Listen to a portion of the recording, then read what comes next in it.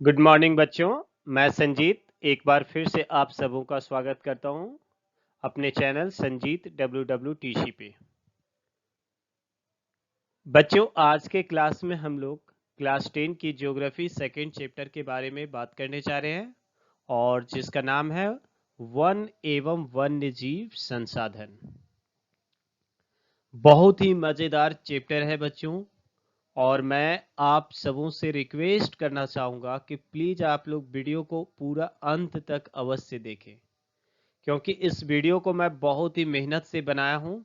और यदि आपको पसंद आता हो हमारा क्लास तो आप प्लीज़ हमारे चैनल को ज़रूर सब्सक्राइब करें। पिछले कुछ वीडियोज़ में मैं इस चीज़ को अवश्य देखा हूँ कि बच्चे जो है वो लाइक भी कर रहे हैं, अपना कमेंट भी शेयर कर रहे हैं, और साथ ही साथ आप लोगों का सपोर्ट भी हमें बहुत मिल रहा है और सब्सक्राइबर की संख्या भी काफ़ी बढ़ रही है। इन सभी के लिए मैं आप सबों को बहुत बहुत धन्यवाद देता हूं कि आप लोगों ने इतना सपोर्ट किया मुझे। और जो अभी तक यदि सब्सक्राइब नहीं किए हैं तो प्लीज़ बच्चों हमारे चैनल को सब्सक्राइब करिए। मैं इससे भी और बेहतरीन वीडियोज़ आने वाले समय में आप लोगों के लिए लेकर आऊँगा, ये मेरा विश्वास है। आप लोगों की तैयारी कराने का पूरा जिम्मेवारी मेरा है। आपको किसी भी चैप्टर का नोट्स चाहिए तो आप मुझे व्हाट्सएप कर सकते हैं, जैसा कि मैं अपना स्लाइड में भी दे चुका हूं नंबर, व्हाट्सएप नंबर। किसी को भी PDF चाहिए तो आप मुझसे कांटेक्ट कर सकते हैं, जो बिल्कुल फ्री होगा। तो आइए आज के चैप्टर को हम लोग शुरू करते हैं, है ना। देखोगे लिख रहा है कि वन और वन्य जीव संसाधन। तो बच्चों, हम लोग जिस पृथ्वी पर रहते हैं, सबसे पहले समझिए, बहुत मजेदार है ये टॉपिक कि हम लोग जिस पृथ्वी पर रहते हैं उस पर हम लोग अकेले तो नहीं रहते हैं। बहुत सारे अनगिनत, आप गिन नहीं सकते हो, अनगिनत जीव जंतु भी हमारे साथ जो है वो इस पृथ्वी पर रहती है। यानी इस अर्थ पे एक छोटे से सूक्ष्म जीव से लेकर जोंक तक कह सकते हो, छोटे छोटे पौधों से लेकर महा विशाल वट वृक्ष भी इस धरा पर है।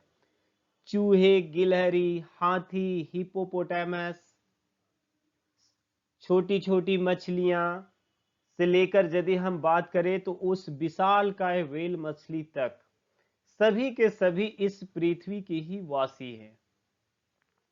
तो हम कह सकते हैं कि यह जो पूरा आवासीय स्थल है, यानी यह जो पृथ्वी का जो टोटल आवासीय स्थल है, वो विभिन्न प्रकार की जैव विविधताओं से भरा है। यानी अत्यधिक जैव विविधताओं से यह क्या है, भरा हुआ है।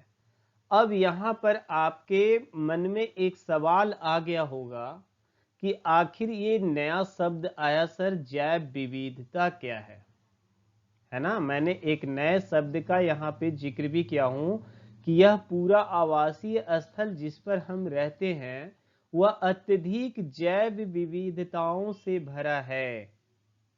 तो आपके मन में भी एक सवाल आ रहा होगा कि सर ये जैव विविधता क्या है। तो आप परेशान ना हो, आपके हर सवाल का जवाब मैं आज के वीडियो में लेकर आया हूं, है ना। तो बने रहिए आप हमारे साथ। आइए शुरू करते हैं। तो जैव विविधता क्या है ना। तो किसी भी प्राकृतिक प्रदेश में आप यहाँ पर देख सकते हो, है ना, कि किसी भी प्राकृतिक प्रदेश में पाई जाने वाली जंगली तथा पालतू जीव जंतुओं एवं पादपों की प्रजातियों की बहुलता को जैव विविधता कहते हैं। मतलब किसी भी क्षेत्र विशेष में जो विभिन्न प्रकार के जीव जंतु पाए जाते हैं, चाहे वो जंगली हो, चाहे वो पालतू हो, या सूक्ष्म जीव से लेकर एक विशालकाय जीव तक की, उनकी जो प्रजातियों की जो बहुलता है, हम लोग उसको क्या कहेंगे, जैव विविधता कहेंगे, बायोडायवर्सिटी कहेंगे, है ना। मैंने पहले ही बताया ना कि इस धरती पे एक छोटे से सूक्ष्म जीव से लेकर एक विशाल काय व्हेल मछली तक यहाँ पर पाई जाती है और सबकी अनेक प्रकार की प्रजाति है।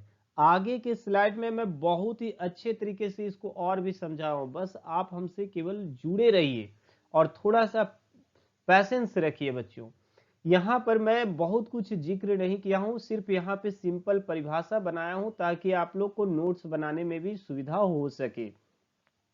किसी प्राकृतिक प्रदेश में पाई जाने वाली जंगली तथा पालतू जीव जंतुओं एवं पादपों की प्रजातियों की बहुलता को क्या कहते हैं? जैव विविधता कहते हैं। ठीक है। और ब्राजील दुनिया का सबसे जटिल जैव विविधता वाला देश है। यानी आपसे एक सवाल यदि कोई पूछे कि किस देश में सबसे ज्यादा बायोडायवर्सिटी है, किस देश में सबसे ज्यादा जैव विविधता पाई जाती है, तो वो देश कौन है? ब्राजील है। और ब्राजील में भी वो कौन सा क्षेत्र? अमेज़न का क्षेत्र। अमेज़न का जो जंगल है वहां पे प्रचुर जैव विविधता वाला वो क्षेत्र है। ठीक है। कहोगे सर हमारा देश कितने नंबर पे है? तो हम लोग बच्चों निराश नहीं होना है, हम लोग भी बहुत पीछे नहीं है, हम लोग 2 नंबर पे है। ठीक है। यानी भारत जो है वो जैव विविधता के दृष्टिकोण से दूसरे नंबर पर स्थित है। ओके। अब यहाँ एक और रोचक जानकारी मैं देने की कोशिश कर रहा हूं कि जैव विविधता शब्द का सर्वप्रथम प्रयोग सीवी विल्सन ने, समझ गया ना? जैव विविधता शब्द का सर्वप्रथम प्रयोग जो है वो कौन किए थे? CV Wilson. कब? 1986 में। यही मैं यहाँ पे मेंशन किया हूं कि जैव विविधता शब्द का सर्वप्रथम प्रयोग सीवी विल्सन ने 1986 में किया था। ओके। तो यहाँ पर हम लोग इस स्लाइड में क्या सीखे? जैव विविधता क्या है उसकी परिभाषा। सबसे ज्यादा जैव विविधता किस देश में पाई जाती है? तो वो आपका हो गया ब्राजील। भारत जैव विविधता के दृष्टिकोण से कितने नंबर पे है? तो सेकंड नंबर पे है। जैव विविधता शब्द का प्रयोग सबसे पहले किसने किया था? तो सीवी विल्सन ने। कब किया है? 1986 में। ओके। आइए अब हम लोग और बेहतरीन तरीके से समझते हैं कि जैव विविधता क्या है ना? तो देखिए मैं उदाहरण के माध्यम से आपको समझाने की कोशिश करता हूं, है ना? कि आपको पता होगा कि आम आम जो है वो एक फल है। ठीक है। लेकिन आम केवल एक ही टाइप का आम तो नहीं पाया जाता है बच्चों।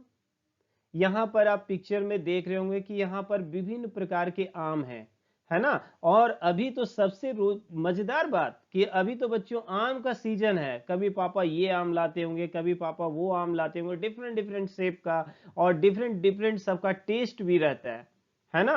तो आम एक पौधा है, एक फल है, लेकिन उस आम में भी विभिन्न प्रकार की विविधता है। कभी कभी आप लोग ऐसे आम आ जाता होगा घर पे जो खाते के साथ ही बहुत खट्टा लगता होगा, लेकिन कभी कभी ऐसा आम आता होगा घर पे कि एक आम खाने के बाद भी मन नहीं भरा, लग रहा है कि 2-4 और मिल जाए। तो ऐसे भी आम की बात कहा जाए तो आम फलों का राजा है।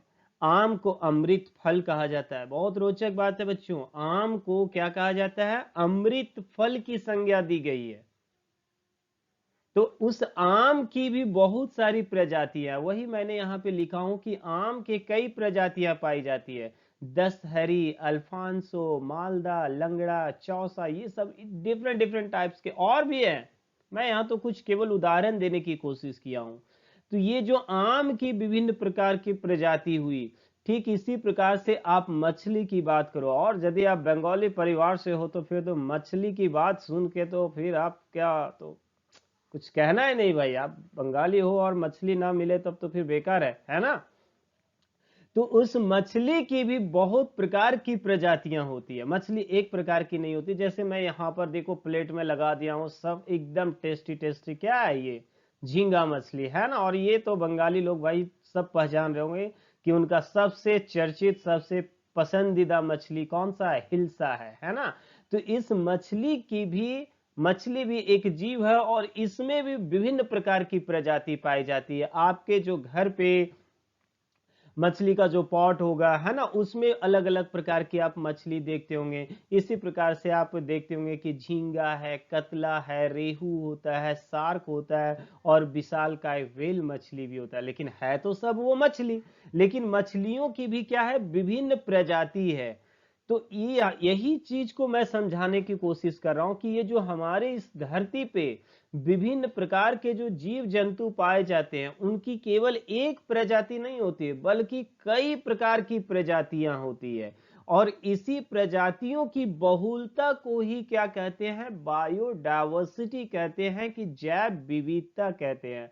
आप बात करो ना सुंदर से फूल गुलाब की, है ना, रोज, तो क्या रोज एक ही टाइप का होता है? आप रोज, आपके हो सकता है कि गार्डन में पिंक कलर का होगा, या हो सकता है कि वो आपका रेड कलर का होगा, हो सकता है कि किसी के गार्डन में वो रोज जो होगा वो व्हाइट कलर का होगा, या हो सकता है कि वो रोज जो है आपके घर में येलो कलर का भी हो सकता है, कहीं कहीं पे तो ब्लैक कलर्स के भी रोज जो है वो पाए जाते हैं, है ना। तो इस प्रकार से रोज के भी विभिन्न प्रजातियां पाई जाती है। तो यही तो है जैव विविधता, समझ गया ना, यही है जैव विविधता। और इंसान की बात करें तो इंसान भी एक जैसे है कहाँ, हम लोग की प्रजाति देखिए अलग है, चाइना वालों की देख लीजिए तो प्रजाति अलग है।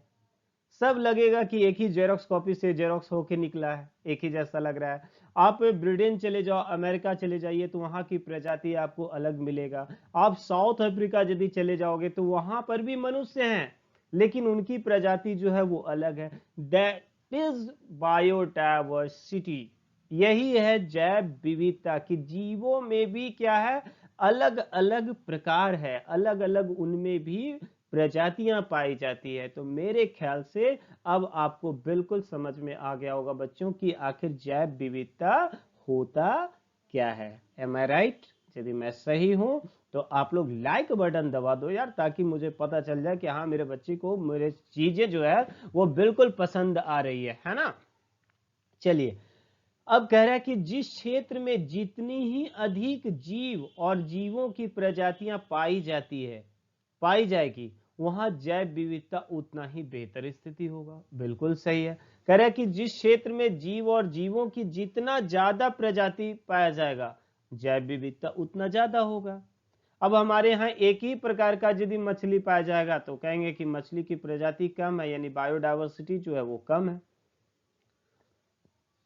मछली के विभिन्न प्रकार पाए जाएंगे तो हम कह सकते हैं कि वहां पे हमारे यहाँ जो जैव विविधता है वो इन रीच है, ज्यादा है। ओके, आइए अब अगले स्लाइड में हम लोग चलते हैं। अब आपके मन में सवाल आ रहा होगा कि आखिर जैव विविधता क्यों जरूरी है, क्यों आवश्यक है? तो बहुत जरूरी है। अभी तो मैंने बताया ना कि आम का इतना अच्छा उदाहरण दिया, मछली का इतना अच्छा उदाहरण दिया। यदि मछली का एक ही प्रजाति होता, रेहू या कतला ही रहता, तो खा खा के यार बोर हो जाते। आम का यदि केवल एक ही प्रजाति रहता लंगड़ा, तो दांत खट्टे हो जाते। समझ गया ना, यदि दशहरी, भागलपुरी, मालदा आम नहीं होता तो फ्लेवर चेंज कैसे होता, है ना। तो ये तो अलग बातें हो गई। आइए अब किताबी बातें थोड़ा करते हैं, है ना, कि जैव विविधता मानव जीवन के लिए क्यों आवश्यक है। तो जैव विविधता हर एक जीवों के जीवन के लिए क्या है बच्चों, आवश्यक है। सभी जीव के लिए, हमारे लिए भी और छोटे छोटे जीव जंतुओं के लिए भी ये बायोडायवर्सिटी जो है वो नेसेसरी है। क्यों? क्योंकि मानव और दूसरे जीवधारी आपस में जुड़े हुए हैं, क्योंकि हम और बाकी जीव जंतु भी एक दूसरे से खाद्य श्रृंखला के माध्यम से, फूड चेन के माध्यम से जो है वो जुड़े हुए हैं। यानी भोजन और अन्य जरूरी चीजें जो होती है, हम एक दूसरे से ही पूरा करते हैं। हम अपनी बेसिक नीड को भी एक दूसरे से ही पूरा करते हैं। उदाहरण की मैं बात करूं, कि एक पौधे की मैं बात कर लूं, एक पेड़ की बात करूं, तो हमें सांस लेने के लिए क्या चाहिए, ऑक्सीजन चाहिए। वो ऑक्सीजन किससे मिल रहा है बच्चों, पेड़ पौधों से मिल रहा है। हम रिलीज कर रहे हैं CO2, और वो CO2 को कौन ले रहा है, पेड़ पौधे ले रहा है। वो पेड़ पौधे हमें फर्नीचर बनाने के लिए लकड़ी दे रही है, मीठे मीठे फल दे रहे हैं, फूल दे रहे हैं, तो बहुत सारी चीजें दे रही है। इसी प्रकार से मैं किसी जीव जंतु की बात करूं तो उससे हमें विभिन्न प्रकार की भोज्य सामग्री यानी फूड्स मिल रहे हैं, लेदर्स मिल रहे हैं, है ना, उनके बोन्स का यूज किया जा रहा है, उनके सेवरल पार्ट्स का भी यूज किया जा रहा है। तो वही चीजें मैं यहाँ पे लिखा हूं कि भोजन और अन्य जरूरी चीजें जो होती है हम एक दूसरे से ही पूरा करते हैं। इसलिए समस्त जीव जंतु के लिए, इस धरा पर, इस पृथ्वी पर जीवन के लिए बायोडायवर्सिटी जो है वो बहुत ही क्या है बच्चों, जरूरी है। समझ गए ना? आइए नेक्स्ट स्लाइड। आइए अब और थोड़ा सा मैं डीप लेके चलता हूं। जैव विविधता हर एक जीवों के जीवन के लिए क्या है, आवश्यक है। समझ गए ना? जैव विविधता जो है वो हर जीवों के लिए क्या है, आवश्यक है।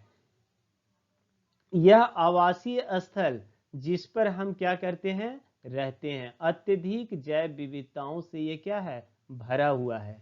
इसी क्षेत्र में मानव और दूसरे जीवधारी एक पारिस्थितिक तंत्र का क्या करते हैं, निर्माण करते हैं। यानी हम और बाकी जीव जंतु मिलके एक इकोसिस्टम, एक पारिस्थितिक तंत्र का निर्माण करते हैं, जिसका हम मात्र एक क्या है, हिस्सा है। यानी हम भी इस इकोसिस्टम का, इस पारिस्थितिक तंत्र का क्या है बच्चों, एक हिस्सा है ना। और अपने अस्तित्व के लिए इन्हीं जीव जंतुओं और पेड़ पौधों पर आश्रित है। यानी कि यदि ये जीव जंतु नहीं रहेंगे, पेड़ पौधे नहीं रहेंगे, तो हमारा क्या अस्तित्व हो सकता है, कदापि हमारा भी अस्तित्व नहीं हो सकता है। जितना मजे की जिंदगी आज हम जी रहे हैं इस धरती पर, उतना ही हमारे लिए इस धरती पर हमारा जो जीवन है वो क्या हो जाएगा, दुर्भर हो जाएगा, यानी समस्याओं से भरा हो जाएगा, भर जाएगा। क्योंकि हवा के लिए ऑक्सीजन, भोजन के लिए अन्न, पीने के लिए जल, है ना, और रहने के लिए आवास, ये सारी चीजें जो है हम इन्हीं पेड़ पौधों और जीव जंतुओं से प्राप्त करते हैं। इसलिए यदि ये नहीं तो हम नहीं। समझ गए ना? यानी ये हैं तो हम हैं, जैसे आप हैं तो हम हैं। समझ गए ना? क्योंकि यदि आप मुझे सपोर्ट नहीं करोगे तो मैं क्या आगे बढ़ पाऊंगा? बिल्कुल नहीं। इसलिए बच्चों, यदि चैनल को सब्सक्राइब नहीं किए हो यार तो सब्सक्राइब कर दो, और कुछ अच्छे दो वचन कमेंट बॉक्स में भी डाल दिया करना, ठीक है? इसलिए जैव विविधता अन्य जीवों के लिए ही नहीं बल्कि मानव के लिए भी इंपॉर्टेंट है। यानी जैव विविधता दूसरों के लिए तो जरूरी है ही, हमारे लिए भी जरूरी है। आप इस पिक्चर के माध्यम से यहाँ पे देख सकते हो कि जितने भी जीव जंतु हैं सब एक दूसरे से को रिलेटेड है। सब एक दूसरे से जो ना वो एक चेन के माध्यम से जुड़े हैं, और यदि वो चेन जो है वो ब्रेक हो गया तो प्रॉब्लम एक के लिए नहीं बल्कि वो प्रॉब्लम जो है वो सभी के लिए क्रिएट हो जाएगी। समझ गए? तो इसलिए आप समझ सकते हो कि मानव के लिए जैव विविधता जो है वो क्यों जरूरी है। इस धरती पर हमारे अस्तित्व के लिए जैव विविधता क्यों जरूरी है, आप समझ चुके होंगे।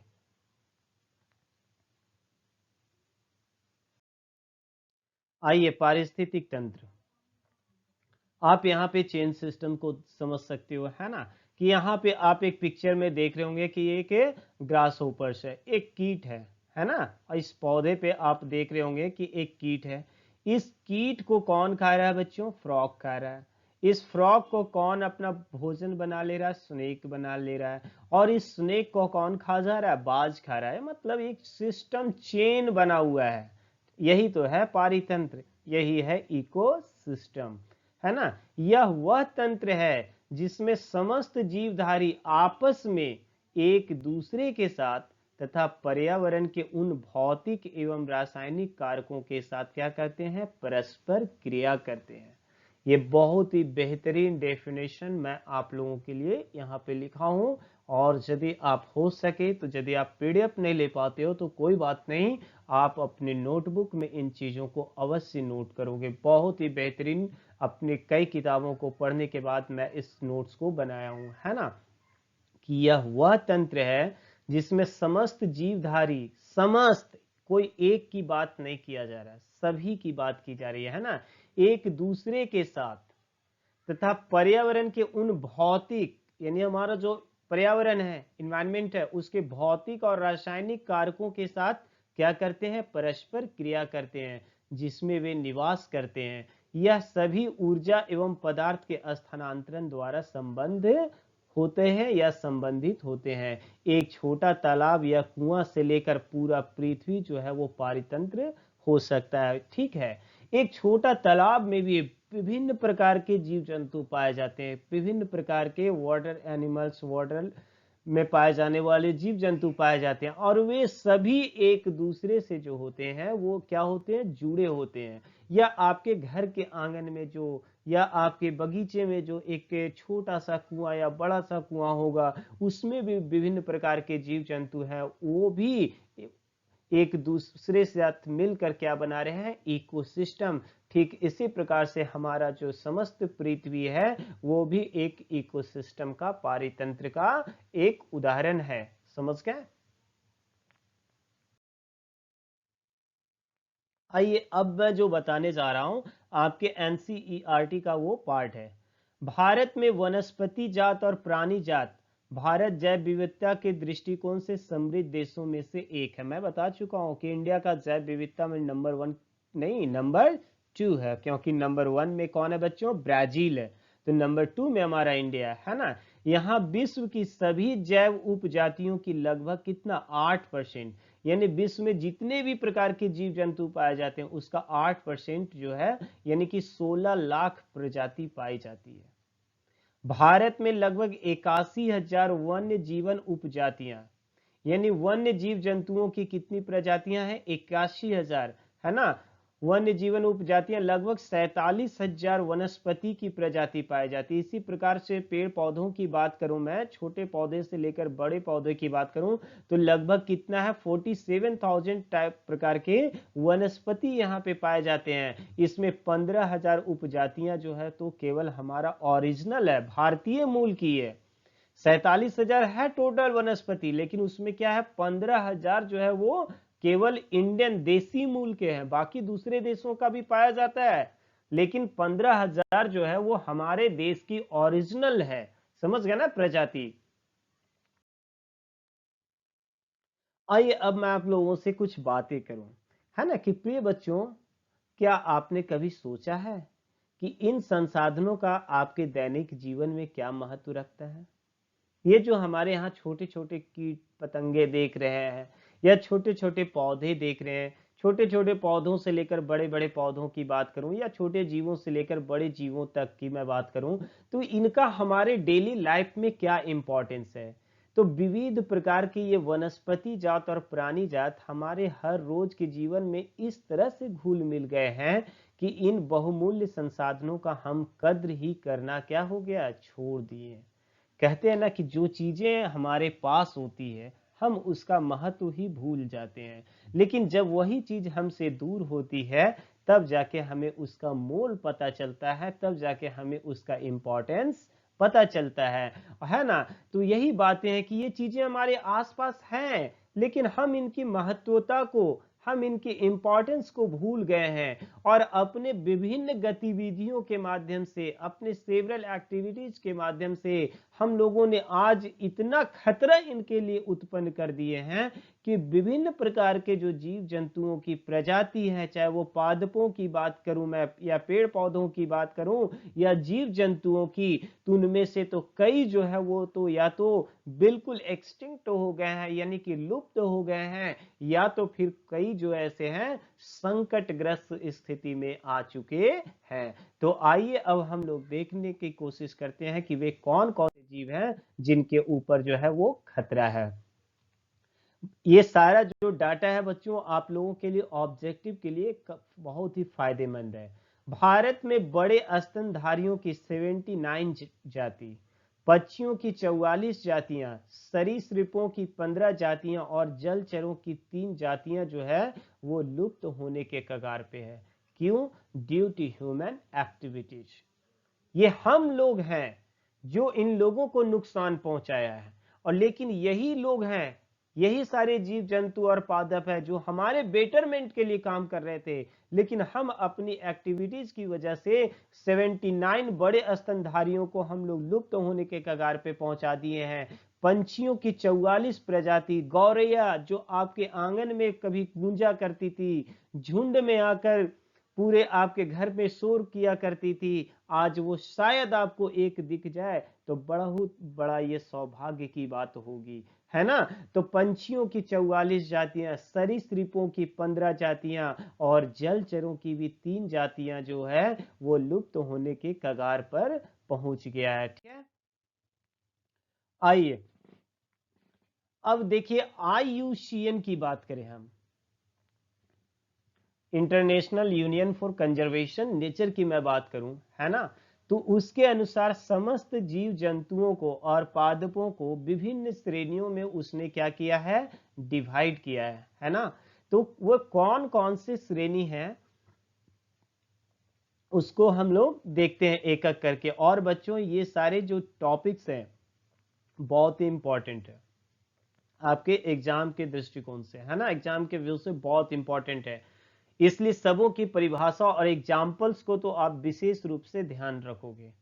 आइए अब हम लोग बात करते हैं सामान्य जातियां कि आखिर सामान्य जातियां कौन है, जीव जंतुओं की कौन सी जाति को हम लोग सामान्य कहेंगे, किनको सामान्य कहेंगे। ठीक है, तो जीवों एवं पादपों की वैसी प्रजाति जिनकी वर्तमान समय में संख्या जो है वो बिल्कुल सामान्य है, मतलब जिनके ऊपर किसी भी प्रकार का कोई खतरा नहीं है, चाहे वो जीव हो चाहे वो पादप हो, समझ गए ना, फ्लोरा हो या फौना हो, जिनके नंबर्स में किसी भी प्रकार का कोई प्रॉब्लम नहीं है, वो अभी भी प्रचुर मात्रा में सफिशिएंट अमाउंट में हमारे पास अवेलेबल है, तो उनको हम लोग क्या कहेंगे, सामान्य जाति कहेंगे। इसके एग्जाम्पल्स की मैं बात करूं तो चीड़ का बात करेंगे, साल वृक्ष की बात करेंगे और पशु की। ये जो आप तस्वीर देख रहे हो नीचे जो फोटो लगा हुआ है ये कौन सा वृक्ष का है, चीड़ का है। किसका है, चीड़ का। ये आपको इधर देखने को नहीं मिलेगा, ये हिमालयन क्षेत्रों में आपको देखने को मिलेगा। लेकिन ये जो ऊपर का फोटो है बच्चों, और आप झारखंड से बिलोंग करते हो तो आप साल को नहीं पहचानोगे, सखुआ को नहीं पहचानोगे, ऐसा हो नहीं सकता है। तो इनकी संख्या जो है हमारे यहाँ पर्याप्त मात्रा में है, इसलिए हम इनको क्या कहेंगे, सामान्य जातियों की श्रेणी में रखेंगे। तो सामान्य आपको भली भांति समझ में आ गया होगा, जिनकी संख्या बिल्कुल क्या नॉर्मल है, जिनके ऊपर किसी भी प्रकार का कोई चिंता कोई टेंशन लेने का नहीं है, सामान्य जाति होगा। ओके, आइए अब है संकटग्रस्त, इंडेंजर्ड स्पीसीज, सीबीएसई वालों के लिए इंडेंजर्ड स्पीसीज। ओके, तो जीवों एवं पादपों की वैसी प्रजाति जिनकी संख्या वर्तमान समय में कम है, यानी जितना होना चाहिए उतना नहीं है, उससे थोड़ा कम है, यानी उसको केयर नहीं किया गया तो वो क्या हो जाएगा, गायब हो जाएगा, है ना, एक्सटिंक्ट हो जाएगा। तो वैसे जीवों को हम लोग किस में श्रेणी में रखेंगे, इंडेंजर्ड स्पीसीज के श्रेणी में रखेंगे, यानी कि संकटग्रस्त जातियों की श्रेणी में रखेंगे, है ना। कौन कौन से हैं, तो ये जो पहला इमेज आप लोग देख रहे होंगे सलमान खान, समझ गए, सलमान खान नहीं यार, ये क्या है, काला हिरन है, ब्लैक टियर, जिनका शिकार इनमें से किसी एक या दो का शायद सलमान खान ने कर दिया था, और बेचारे को आज भी इस केस में सफर करना पड़ रहा है, बहुत प्रॉब्लम झेलना पड़ रहा है। अब पता नहीं किए या नहीं किए तो मैं नहीं बता सकता, लेकिन नाम जुड़ गया। तो ये काला हिरन है, ये काला हिरन भी संकटग्रस्त जीवों की श्रेणी में आता है। ओके, भारतीय जंगली गधा, ये 4 नंबर का इमेज जहां पे मेरा पॉइंटर आपको दिख रहा होगा, ये जंगली गधा है। और मैं बताऊं रोचक बातें, पूरे एशिया में सबसे ज्यादा गधा जो है कच्छ के रण में पाया जाता है, गुजरात के कच्छ के रण में सबसे ज्यादा जंगली गधे पाए जाते हैं, समझ गए। भारतीय जंगली गधा हो गया। मगरमच्छ को तो आप पहचान रहे हो, क्रोकोडाइल्स, है ना। शेर पूंछ, शेर पहुंच लिखा गया, सॉरी बच्चों, शेर पूंछ वाला बंदर, ये जो आपको दिख रहा है मंकी, है ना, ये मंकी है बच्चों, और इसका पूंछ जो है ना वो शेर की पूंछ की तरह थोड़ा सा वो बुशी होता है, घना होता है, इसीलिए इसको क्या कहा गया, फेस भी थोड़ा सा डिफरेंट है बाकी मंकी से, है ना, इस शेर टाइप का लायन के जैसा है ना इसका फेस भी, आप पिक्चर में देख रहे होंगे। तो ये कौन सा है? शेर पूंछ वाला बंदर। ये भी थोड़ा खतरे में, इसका भी हम लोगों को ख्याल रखना है। और ये तो बहुत ही प्यारा, क्या है आपका? मणिपुरी हिरन। ये एग्जाम्पल्स मैं पिक्चर्स के साथ इसलिए लगाया हूं ताकि आपको देख के दिमाग में क्या हो जाए, बैठ जाए, निकले नहीं दिमाग से। संकटग्रस्त में एटलीस्ट आपको याद रखना है काला हिरन, जंगली गधा, मगरमच्छ, है ना, मणिपुरी हिरन और शेर पूंछ वाला बंदर। तो ये हो गया कौन? संकटग्रस्त, जिनकी संख्या कम है और केयर नहीं किया गया तो ये क्या हो जाएंगे? एक्सटिंक्ट हो जाएंगे, विलुप्त हो जाएंगे। ठीक है, परिभाषा भी रखोगे, एग्जाम में पूछता है संकटग्रस्त। और सबसे खतरनाक बात मैं बताऊं, एग्जाम्पल्स दे देते हैं और पूछता है ये बताओ कौन सी श्रेणी का, इसलिए एग्जाम्पल को तो रट्टा मार लेना बच्चों। अब है सुभेद जातियां।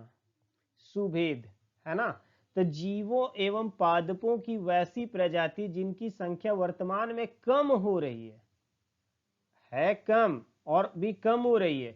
यदि उनके ऊपर होने वाले प्रतिकूल प्रभावों को नियंत्रित ना किया जाए और विशेष ध्यान न दिया जाए तो वह निकट भविष्य में क्या हो जाएंगे? ये भी लुप्त हो जाएंगे। ये देखो, संकटग्रस्त और सुवेद, समझो कि दोनों लगभग एक जैसा ही है और एग्जाम में यही दोनों पूछता भी है, संकटग्रस्त और सुवेद।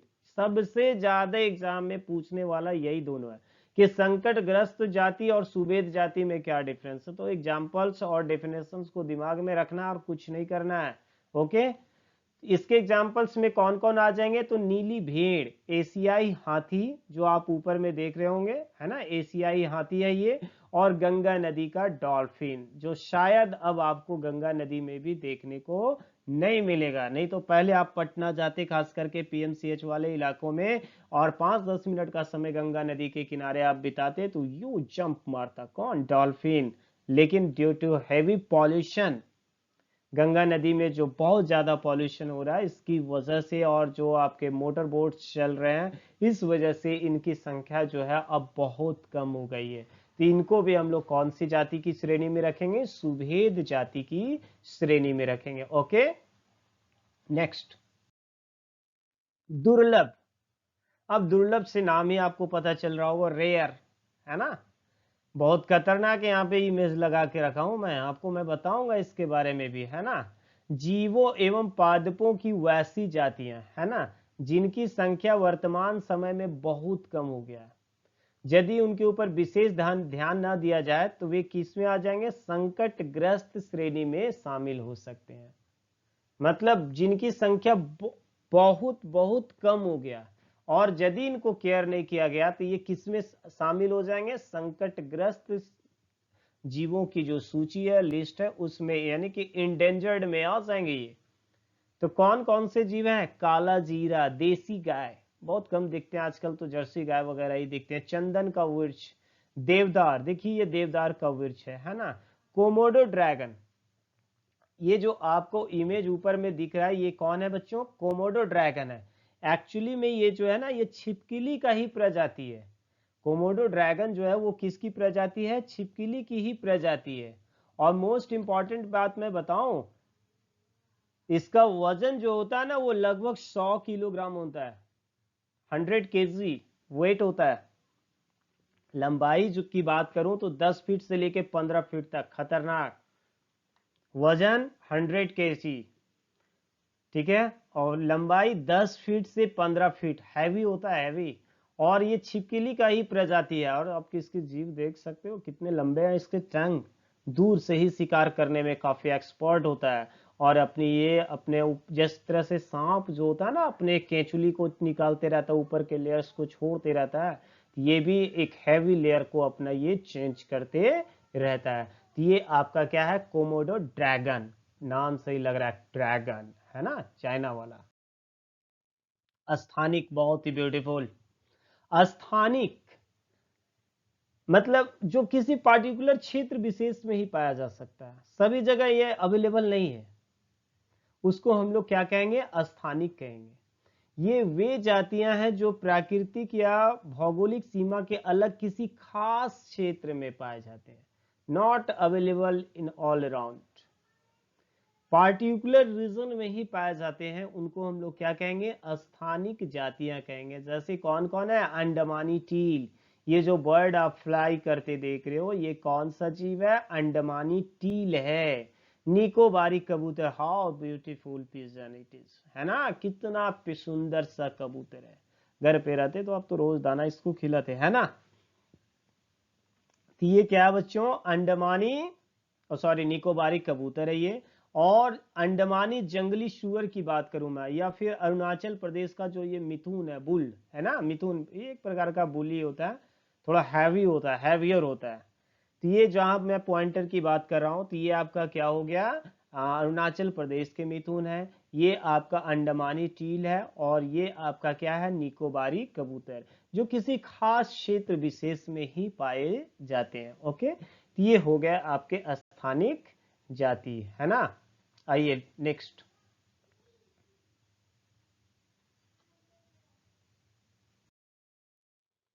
आइए मैं एक बहुत ही इंपॉर्टेंट क्वेश्चन के बारे में अब हम लोग डिस्कशन करने जा रहे हैं कि हिमालयन यव, ये जो आप प्लांट देख रहे हो, पौधा जो देख रहे हो, है ना, ये क्या है बच्चों? किसका पौधा? ये हिमालयन यव का है, एक पौधा है, एक ट्री है।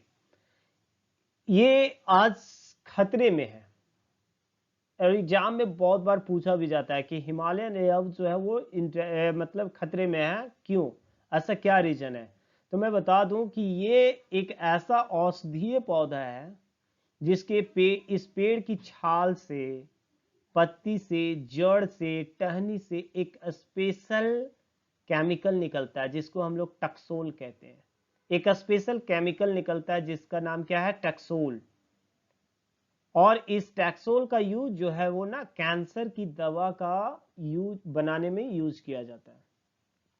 अब बहुत आसानी से समझो ना, ये कौन सा पौधा है? हिमालयन है। इसकी पत्ती से, इसके बार्क यानी छाल से, इसके लीव्स पत्तियों से, जड़ रूट से एक केमिकल, स्पेशल केमिकल निकलता है जिसको हम लोग क्या कहते हैं? टैक्सोल। और उस टैक्सोल का यूज किस में किया जाता है? कैंसर की मेडिसिन बनाने में किया जाता है। आप समझ सकते हो आज के समय में कैंसर पेशेंट कितने हैं? बहुत ज्यादा है पूरे वर्ल्ड में। और ये इससे जो दवा बनता है बहुत ही कारगर है, बहुत ही बेनिफिटेड है, बेनिफिशियल है, मतलब बहुत ही इफिशियंट दवा बनती है इससे।